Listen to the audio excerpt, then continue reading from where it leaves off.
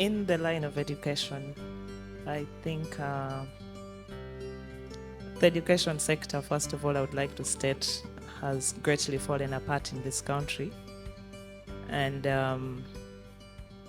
despite multiple efforts to revamp it and make it work, there just doesn't seem to be significant changes being seen in different places that are far from urban settings.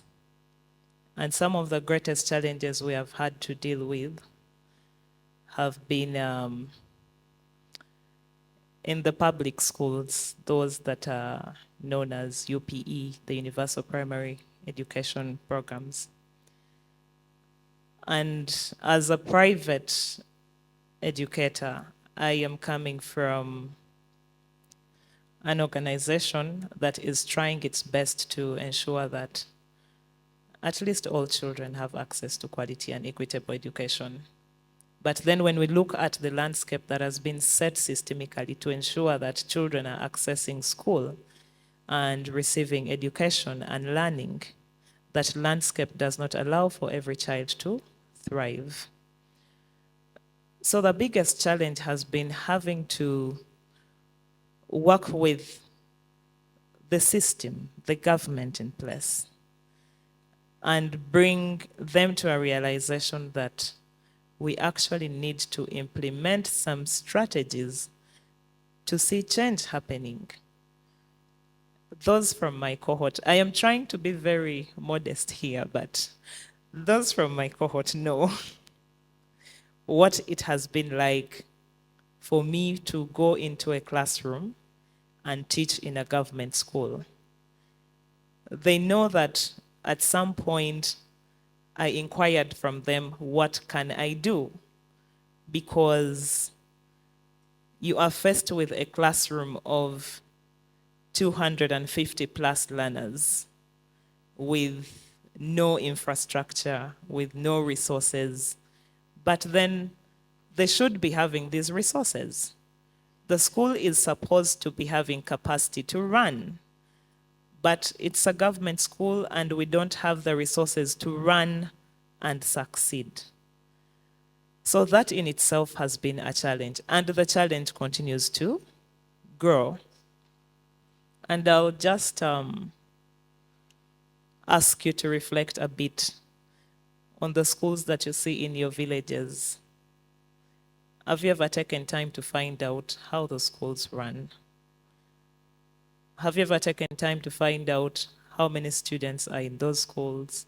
How many teachers, how many qualified teachers do they actually have? How often do these teachers get professional training, continuous professional support? And these are supposed to be incorporated in the government program, but we don't see these teachers going for some of these trainings. And the challenges go on and on and on. So yes, those have been some of my greatest challenges. Thank you. Thank you. In the recent event that I attended, the Africa Regional Forum for Sustainable Development, there was a lot of discussion about education because in the next 5 years, as Africa, we're moving towards preparing the young people now for the job market in 2030, looking at achieving the Sustainable Development Goal on quality education. So there are certain promises that were made there that indeed they've been an improvement in the education sector. And notably, some of them is that there's been improvement in science and technology, but particularly science, to encourage more innovations and technology, so that we prepare, and then changing of the curriculum to prepare the students for the job market 5 years from now. Is this what is happening? And could you give us shed more light on that? And if not, how you personally, are there any ideas that you have or solutions that you have to solve some of these challenges? Well,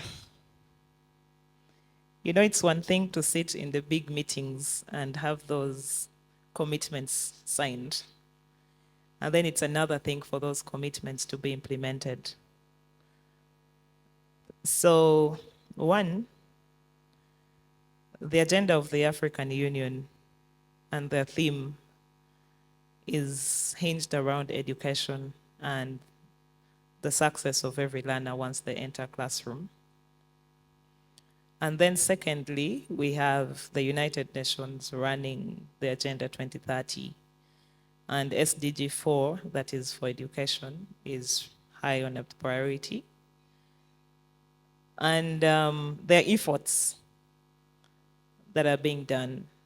I would love to say that there are multiple entities that are really putting effort to ensure that these things are implemented. However,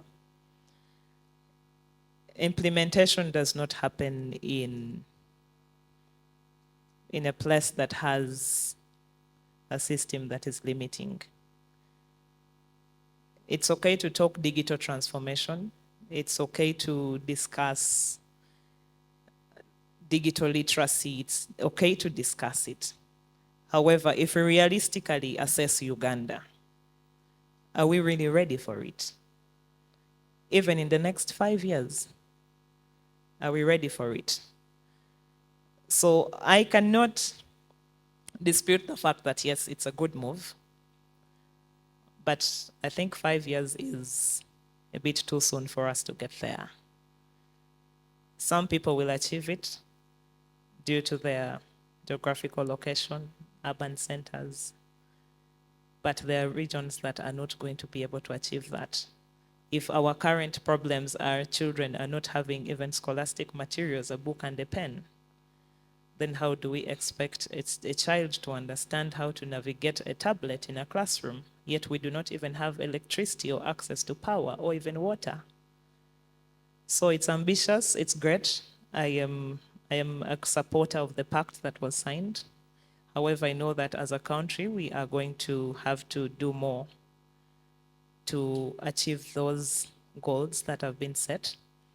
And then from an individual perspective, I do continuously work with learners and educators. I do train.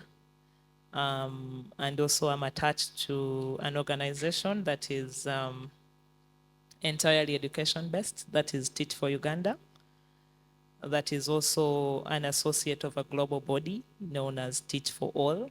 And we are all driving a collective vision that one day all children should have access to equitable and quality education. Thank you. The title president does not change the fact that I am still Dinah Achola. Well, there are days I will wake up and execute things as a president. But then there are also things that I will be feeling as Dinah Achola. With that said, this network has become family to me. And when you look at the faces in this room, I have interacted with each of you in one way or the other. And each of you have been very unique, supportive, and I have also witnessed growth amongst us. When I look back in 2021, when the 15 of us walked into, so we were a very privileged cohort, and we were happy to have our first seminar here at Mestil. And I remember how each of us walked into that room. I was very shy, like shy. And it was in the middle of lockdown. I was coming from Lira. I didn't know which people I was going to meet. And then I meet the Afande, Karani. Then I meet Eric, Cynthia. And I mean, Cynthia walked in with this energy. Those who were in that room knew it. And then Edgar. And then Lena. And then those others who are not here. And I asked myself, will I fit? Will I find my place here? Are we all here for the same thing? Are we all on a quest for growth? Are we all on a quest for a personal redefinition? I had all those questions running, and then there were all these other people, young people from different spaces, and were all put into this place to learn, to grow, and to become whatever we could be. And I'll point back to one of our first evenings where we did cook.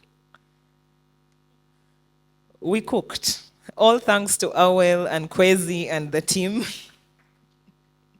for bringing that idea together, because that right there is where we each found who we were and how we would each contribute to each other's lives. I still remember the room we were in, where we brought the food, how others cooked their food, and how we embraced that food as it was.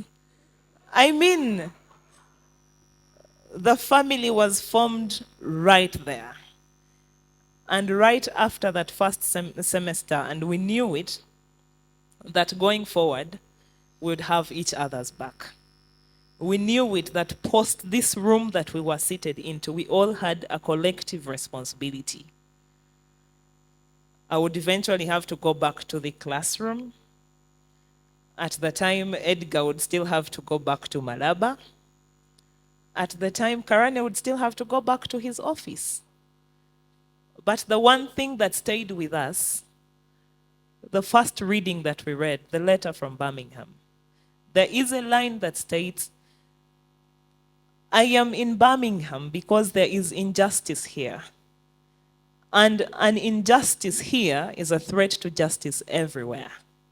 So I knew that going back to my community meant that any injustice in that community is a threat to justice everywhere. And I had to do whatever it took for me to get that done and resolved.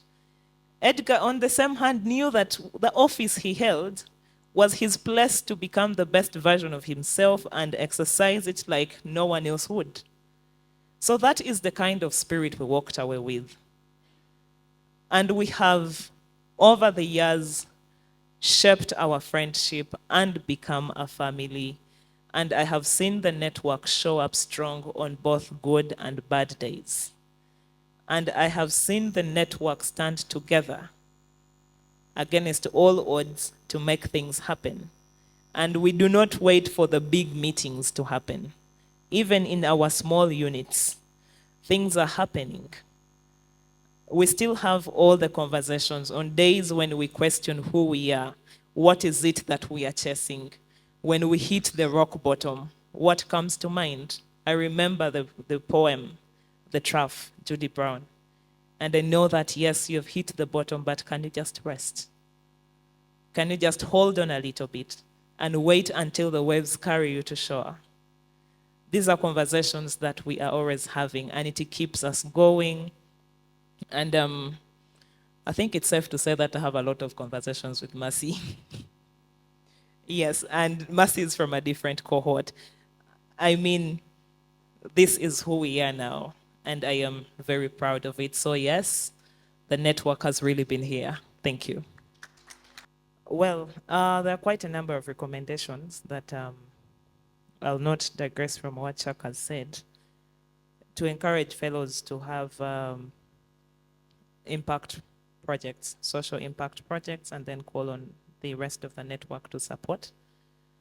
I'll also encourage more community engagement for the network to go out.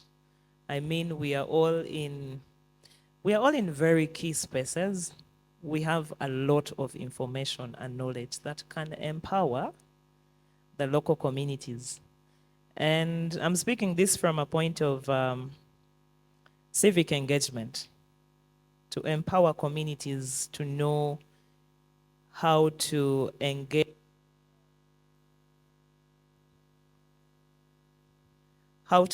in civic procedures and take responsibility. I think we have the capacity to do that. And then I'll point to our brother Diogo Eric, who is running Mazungumzo. And then we have Cynthia with Flourish Hub. We have my neighbor with Threats. And we have Alessi in Arua already doing the groundwork. Is it possible for the network to actually strengthen the capacities of people that our people are having within their organizations, so that we carry forward and extend these values that we share as a network and spread it a little more, so that we are not keeping it very, very internal. And then I have always had this thought, it's wild, but establishing a bit of a fund pool towards the network as a way for us to give back to the Institute and how it has helped us grow and all that. Maybe an annual subscription, maybe. I mean, because we need this to outlive us. Even when we are no longer here, these values should somehow keep going. So we need to think about how to sustain it and also give our resources to the Institute. Thank you.